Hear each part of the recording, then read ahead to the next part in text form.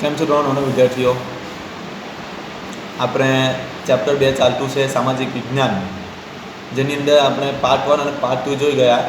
Part 1ની અંદર પણ આપણે વિશ્વયુદ્ધ વિશે માહિતી મેળવી હતી અને પાર્ટ 2ની અંદર પણ વિશ્વયુદ્ધના પરિબળો વિશે આપણે માહિતી મેળવી હતી કે એમાં કયા પરિબળોના કારણે પ્રથમ વિશ્વયુદ્ધની શરૂઆત થાય છે.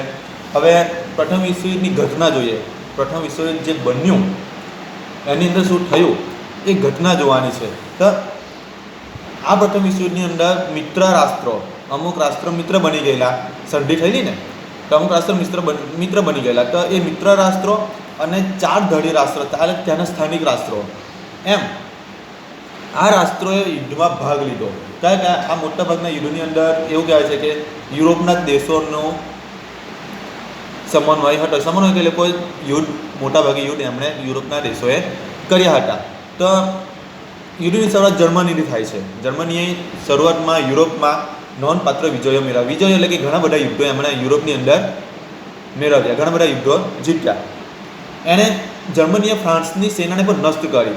જે ફ્રાન્સની સેના ખૂબ વિશાળ હતી એને પણ જર્મનીએ નષ્ટ કરી, એટલે કે એને પણ ફ્રાન્સને પણ હરાવ્યું. જર્મની પાસે ખૂબ મોટા પ્રમાણમાં સબમરીન યુદ્ધ કરીને એણે મિત્ર રાષ્ટ્રોના અનેક જહાજો ડૂબાડી દીધા સમુદ્રની અંદર. મિત્ર રાષ્ટ્રોના ઘણા બધા જહાજો, એટલે કે કહેવાનો મતલબ તે સમયે જર્મની ખૂબ શક્તિશાળી દેશ તરીકે ઉભરી આવ્યું હતું. અને માત્ર એ 4 જ રાષ્ટ્રો હતા અને મિત્ર રાષ્ટ્રો કેટલા? 24. તો પણ જર્મની એટલું બહાદુરીપૂર્વક લડ્યું કે એણે મિત્ર રાષ્ટ્રના કેટલાય જહાજો ડૂબાડી દીધા સમુદ્રમાં. ટેન્ક, ગેસ વગેરે લાખો સૈનિકો તથા નાગરિકોની જાનહાનિ થઈ. જાનહાનિ એટલે કે ઘણું બધું નુકસાન પણ ત્યાં જોવા મળ્યું. તે જ સમયે ઈસવીસન 1917માં, આ યુદ્ધના સમયે 1917માં રશિયાની અંદર ક્રાંતિ થઈ. ક્રાંતિ એટલે કે એક પ્રકારે એવું સંશોધન થઈ ગયું, ત્યાં એમ વિકાસ થઈ ગયો કે જેથી રશિયા યુદ્ધમાંથી ખસી ગયું, એણે યુદ્ધમાં ભાગ લીધો નહીં. જર્મની એ સમયે ખૂબ શક્તિશાળી રાજ્ય બન્યું, કારણ કે ખૂબ જ યુદ્ધ જીતતું આગળ વધી ગયું હતું. તેણે એક અમેરિકન સ્ટીમર જે છે એને ડૂબાડી દીધું. ખૂબ મોટું સ્ટીમર છે, યુદ્ધ જહાજ. તો જર્મનીએ અમેરિકાનું જહાજ ડૂબાડી દીધું અને એ જહાજની અંદર અમેરિકાના 147 સૈનિકો હતા. આપણે પ્રથમ વિશ્વયુદ્ધની ઘટના જોઈએ છે, જે રીતે એક મૂવી જોઈએ ને તે રીતે એક મૂવી જોઈએ છે આપણે પ્રથમ વિશ્વયુદ્ધની, કે જેમાં આ જર્મની એક શક્તિશાળી રાજ્ય તરીકે એણે અમેરિકાનું એક સ્ટીમર ડૂબાડી દીધું અને એની અંદર ઘણા બધા હથિયારો પ્લસ સાથે 147 સૈનિકો પણ ડૂબી ગયા, તેનો ભોગ બન્યા. પરિણામે અમેરિકા મિત્ર રાષ્ટ્રના પક્ષે ગયું. મિત્ર રાષ્ટ્રના પક્ષે કે એને મદદ કરવા ગયું. કોણ? અમેરિકા યુરોપથી આખું અલગ છે, યુરોપ ખંડ પણ અલગ છે અને અમેરિકા પણ અલગ છે. તો અમેરિકાના જહાજ ડૂબી જવાથી, જર્મનીએ એમનું જહાજ ડૂબાડી દેવાથી અમેરિકા આ યુરોપના જે મિત્ર રાષ્ટ્રો છે એને મદદે કહ્યું, એની સાથે યુદ્ધમાં જોડાયું. તેની સાથે કોણ? પનામા, ગ્રીસ, ક્યુબા, ચીન, સિયામ જેવા રાષ્ટ્રો પણ મિત્ર રાષ્ટ્રના પક્ષે જોડાયા. એટલે કે બધા દેશો જર્મનીની વિરુદ્ધ. તે છતાં તમે જુઓ જર્મની કેટલું બહાદુરીપૂર્વક એમનો સામનો કરે છે. આટલા બધા રાષ્ટ્રો, અમેરિકા, ગ્રીસ, ક્યુબા, ચીન, સિયામ, ઘણા બધા રાષ્ટ્રો મિત્ર રાષ્ટ્રો સાથે જોડાઈ જાય છે, ભેગા થઈ જાય છે યુરોપના ઘણા બધા દેશો સાથે. અને બીજી બાજુ જર્મની અને એની સાથે બીજા 3 એટલે કે 4 રાષ્ટ્રો જ કેટલી હિંમતભેર એમનો સામનો કરે છે. તેનાથી આ બધા દેશો એકસાથે જોવાથી મિત્ર રાષ્ટ્રોની તાકાતમાં વધારો થઈ ગયો. સ્વાભાવિક છે, ઘણા બધા રાષ્ટ્રો ભેગા થાય એટલે તાકાતમાં વધારો થાય છે. અમેરિકન લશ્કર સામે જર્મન સેના ટકી શકી નહીં. જુઓ કેવું પરિણામ આવ્યું. અમેરિકાની સેના એટલી વિશાળ હતી, કારણ કે એની સાથે બીજા ઘણા બધા દેશો પણ જોડાયા, તો એમની સામે જર્મન સેના અંતમાં ટકી શકી નહીં. હવે આપણે જાણી શકીએ કે એટલું જર્મની કેટલે પહોંચી વળે. તે સાથે એને ખૂબ જ બહાદુરીપૂર્વક કામ કર્યું, લડાઈ લડી, યુદ્ધો લડ્યા, જીત્યા પણ અંતે મિત્ર રાષ્ટ્રોનો એટલો બધો સપોર્ટ થયો કે જેના કારણે જર્મની એમની સામે ટકી શક્યું નહીં અને આખો યુદ્ધનો માહોલ બદલાઈ ગયો. જે યુદ્ધનો માહોલ જર્મની તરફ હતો એ માહોલ કોના તરફ ચાલ્યો ગયો? મિત્ર રાષ્ટ્રો તરફ. કારણ કે જર્મન હવે ધીરે ધીરે નબળું પડવા લાગ્યું હતું. ત્યારબાદ બલ્ગેરિયા ઈસવીસન 1918, આજથી 100 વર્ષ પહેલાં, 102 એવું સમજીએ આપણે, 2020 ચાલે છે એટલે કે 102 એટલે 1918માં બલ્ગેરિયા, તુર્કી, ઓસ્ટ્રેલિયા એવા દેશો પણ મિત્ર રાષ્ટ્ર સાથે શરણે થયા. શરણે એટલે કે એમની વિરુદ્ધ હતા મિત્ર રાષ્ટ્રોની. પણ મિત્ર રાષ્ટ્રોની અંદર એટલી બધી તાકાત આવી ગઈ કે અંતમાં બલ્ગેરિયા, તુર્કી અને ઓસ્ટ્રેલિયા એમને શરણે જવું પડ્યું. કે એ એમની સામે ટકી શકે એમ ન હતું, એટલે એમની સામે શરણે થયું. પછી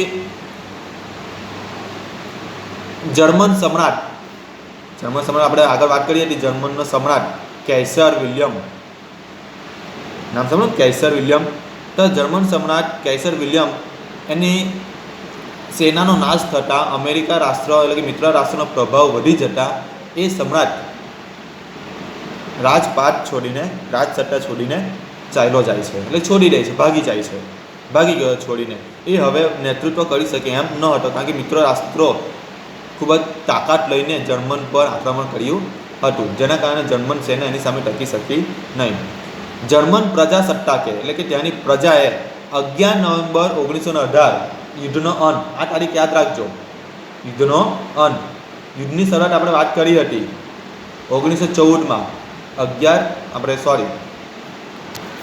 યુદ્ધની શરૂઆત 1 ઓગસ્ટ 1914થી થઈ હતી અને એનો અંત જર્મન સેના ટકી ન શકી, જેના કારણે જર્મન પ્રજાસત્તાકે 11 નવેમ્બર 1918ના રોજ મિત્ર રાષ્ટ્રના સામે શરણાગતિ સ્વીકારવી પડી, એટલે કે યુદ્ધનો વિરામ આવ્યો. કેટલા વર્ષ ચાલ્યું તમે વિચારો કરો? 4 વર્ષ સુધી આ યુદ્ધ ચાલ્યું, જેમાં જર્મનની વાત કરીએ, જર્મન સત્તાની, તેને ખૂબ બહાદુરીપૂર્વક યુદ્ધો લડ્યા, પરંતુ જ્યારે મિત્ર રાષ્ટ્રો ભેગા થયા તો એની સામે ટકી શક્યું નહીં. એટલે કે આ યુદ્ધનો અંત હતો.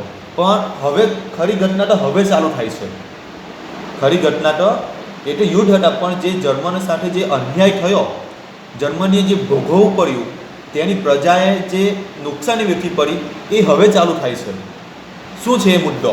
તે મુદ્દો છે કે યુદ્ધના પરિણામો અને તેના તાત્કાલિક પરિણામો. તાત્કાલિક શું થયું?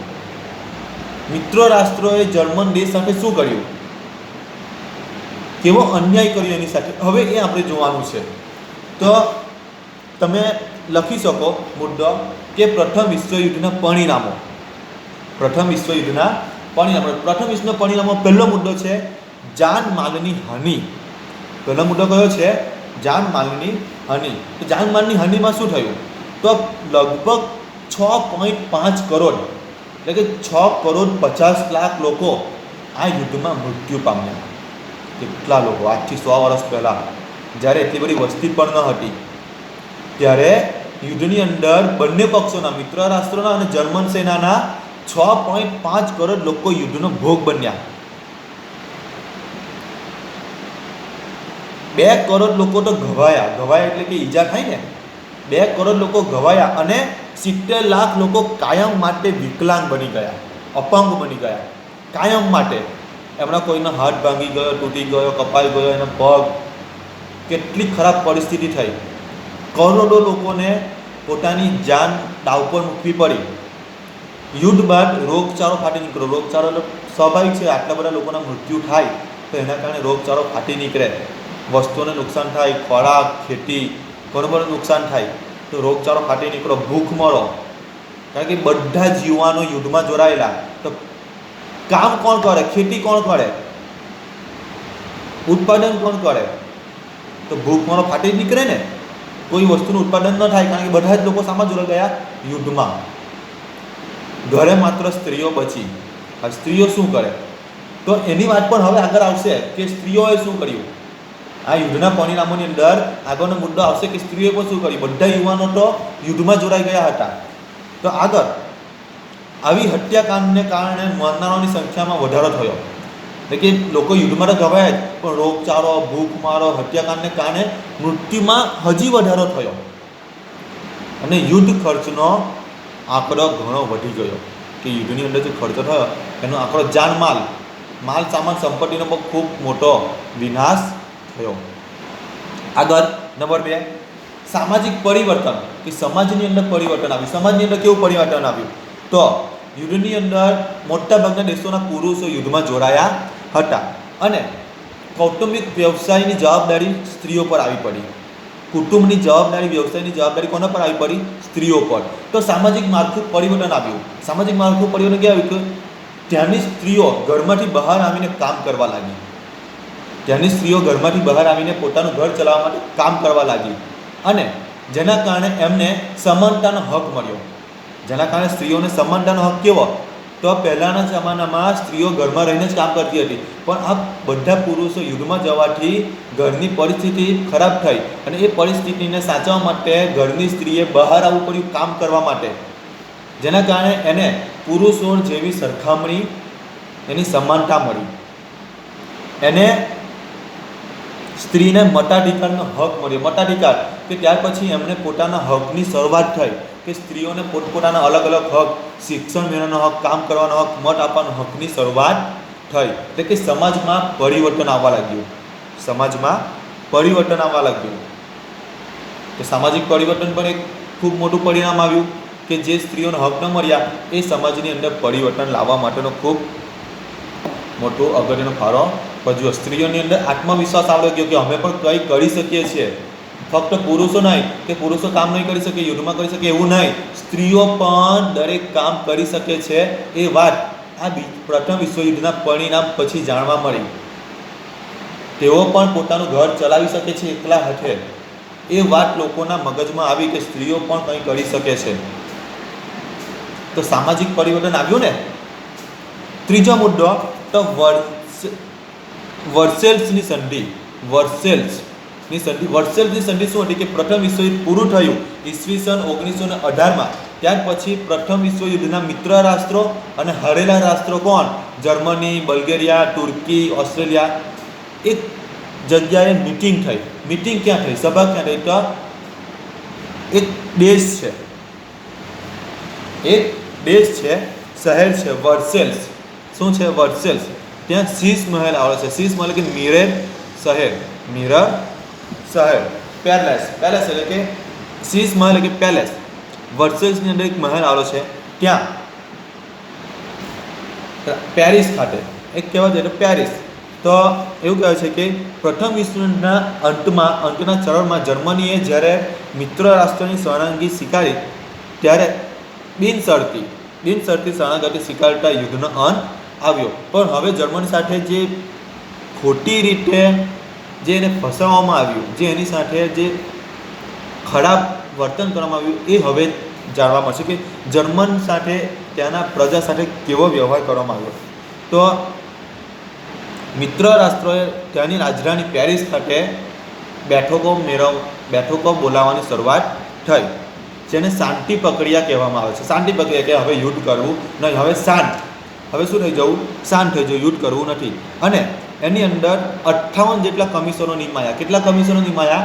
58 જેટલા. અને 145 જેટલી મિટિંગો થઈ, બેઠકો મળી. 145 જેટલી બેઠકો યોજવામાં આવી, જ્યાં સંમેલનની શરૂઆત થઈ, જેમાં જર્મની સાથે સમજૂતી કરવામાં આવી. કારણ કે જર્મની જે આગળ પડતો દેશ હતો યુદ્ધ કરવામાં, તો એની સાથે સમજૂતી કરવામાં આવી. ક્યાં? તો વર્સેલ્સના શીશ મહેલમાં, મિરર પેલેસ, જેને મિરર પેલેસ કહેવામાં આવે છે. અને એને આ જે જર્મની અને મિત્ર રાષ્ટ્રો વચ્ચે જે બેઠકો યોજાઈ, જે શાંતિ પ્રક્રિયા યોજાઈ, એને વર્સેલ્સની સંધિ તરીકે ઓળખવામાં આવે છે. કઈ સંધિ?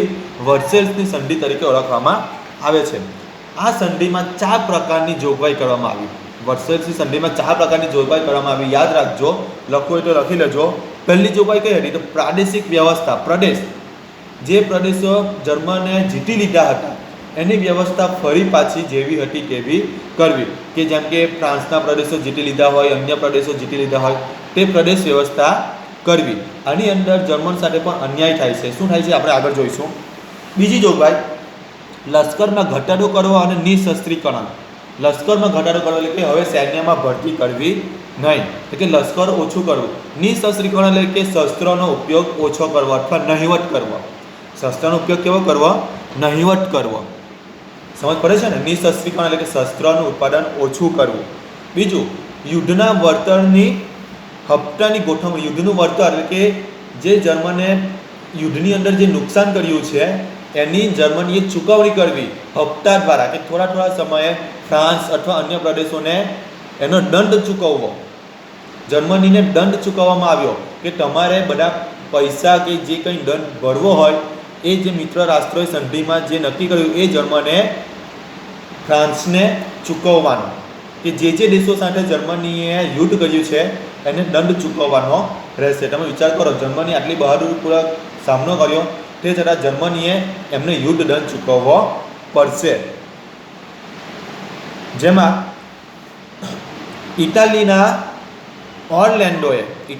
ઓર્લેન્ડોએ મહત્વની મહત્વની ભાગીદારી એટલે કે મહત્વની કામગીરી કરી. તો આ જે સંધિ હતી એની અંદર મહત્વની કામગીરી કોની કરી હતી? તો અમેરિકાના વુડ્રો વિલ્સન, પછી બ્રિટિશ વડાપ્રધાન લોર્ડ જ્યોર્જ, ફ્રાન્સના વડા ક્લેમેન્સો અને ઇટાલીના ઓર્લેન્ડોએ ખૂબ મહત્વની કામગીરી કરી. એટલે કે સંધિની અંદર ખૂબ સારું એવું કામ કર્યું એવું કહેવાય છે. પણ આ યુદ્ધના જવાબદાર તરીકે જર્મનીને માનવામાં આવ્યું. યુદ્ધના જવાબદાર તરીકે કોને માનવામાં આવ્યું? જર્મનીને. જર્મની પર 6.5 અબજ પાઉન્ડ કેટલા? જર્મનીને 6.5 અબજ પાઉન્ડનો દંડ લગાવવામાં આવ્યો કે તમારે આ દંડ ભરવો પડશે. કેટલા? 6.5 અબજ પાઉન્ડ એટલે કેટલા રૂપિયા થઈ ગયા? તે બી આજથી 100 વર્ષ પહેલાં એ દંડ જર્મનીએ મિત્ર રાષ્ટ્રોને ચૂકવવો પડશે. તે ઉપરાંત જર્મનીએ તેનો રૂહર પ્રાંત, એક પ્રદેશ છે જ્યાં ખૂબ જ સારા પ્રકારનો કોલસો મળે છે, એ ફ્રાન્સને આપવો પડશે. બોલો, એ કોને આપવો પડશે? જર્મની એનો પ્રદેશ ફ્રાન્સને આપવો પડશે. ત્યાર પછી જર્મનીની એક નદી છે રાઇન નદી, એ નદી આંતરરાષ્ટ્રીય જળ વ્યવહાર માટે ખુલ્લી મૂકવી પડશે, કે એક દેશમાંથી બીજા દેશમાં જવા માટે એ નદીને ખુલ્લી મૂકવી પડશે. તમે વિચારો કરો કેટલું બધું જર્મની પર દંડ ચૂકવવો પડ્યો, તે ઉપરાંત એનો પ્રદેશ આપવો પડ્યો, એની નદી ખુલ્લી મૂકવી પડી. હજુ આગળ શું થાય છે? તો